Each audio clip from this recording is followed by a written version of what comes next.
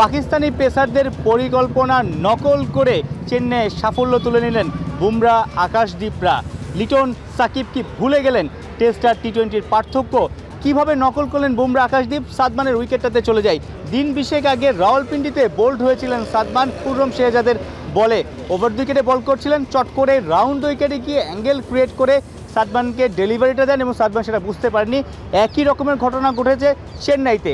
প্রথম ওভার বুমরা সাদমানকে টানা 4-5টা বল ওভার উইকেটে করছিলেন। বুমরা রাউন্ড উইকেটে চলে যান, স্টাম্প থেকে অনেক দূর থেকে ডেলিভারিটা দেন। সাদমান দ্বিধাদ্বন্দ্বে পড়ে যান, আসলে বলটা ছাড়বেন নাকি বলটা ডিফেন্স করবেন। সেই দ্বিধাদ্বন্দ্বেই তিনি বোল্ড আউট হয়ে যান। প্রতিপক্ষ পেসাররা যখন রাউন্ড উইকেটে যান, অর্থাৎ একটা অ্যাঙ্গেল ক্রিয়েট করেন, সেই অ্যাঙ্গেলের কারণে কিন্তু এক্সট্রা সুইং পাওয়া যায়, সিম মুভমেন্ট থাকে এবং সেই অ্যাঙ্গেলের কারণে কিন্তু অনেক সময় ব্যাটারের ফোকাসটাও একটু শিফট করতে হয়, আই সাইডটাও চেঞ্জ করতে হয়। নানা রকমের চেঞ্জের কারণেই ফ্র্যাকশন অফ সেকেন্ড ডিলে, মনুষ্যংযোগের ঘাটতি হয়।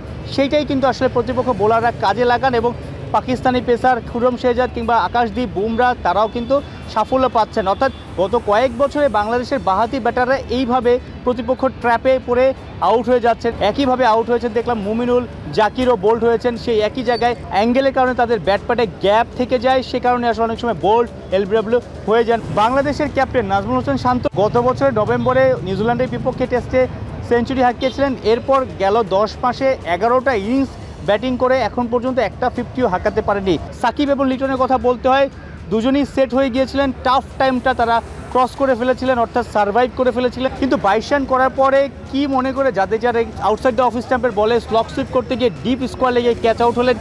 লিটন হয়তো ভালো উত্তর দিতে পারবেন। লিটন যদি কোচ হতেন, লিটনও নিশ্চয়ই চাইতেন না তার দলের কোনো batter, senior batter, inform batter এইভাবে আউট হবেন। চলতি বছরে মার্চে শ্রীলঙ্কার বিপক্ষে খেলাতে সিলেটেও কিন্তু লিটন এরকম আউট হয়েছেন। অর্থাৎ যখন বাংলাদেশ চাপে, লিটন কিন্তু গিয়ে পেস বোলারের বিপক্ষে প্রথম বলে ডাউন উইকেট গিয়ে উপরে উঠিয়ে দিয়ে আউট হয়ে প্যাভিলিয়নে ফিরেছিলেন। কোনো দরকার ছিল কি আসলে রিভার্স সুইপটা খেলার? সাকিবের তো আসলে রিভার্স সুইপ স্ট্রং জোন না।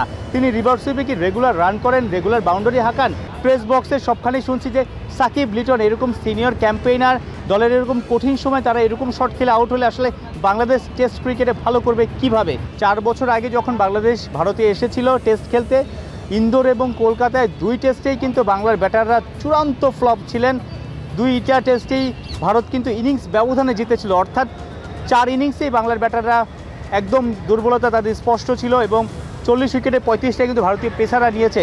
ভারতের মাটিতে বাংলাদেশ টেস্টে ভালো খেলে না। চেন্নাইতেও কিন্তু স্ট্রাগল করছে বাংলাদেশ। চেন্নাইয়ের সেকেন্ড ইনিংস, এরপর কানপুর টেস্ট। বাংলাদেশ কি উন্নতির ছাপ দেখাতে পারবে এই ট্যুরে?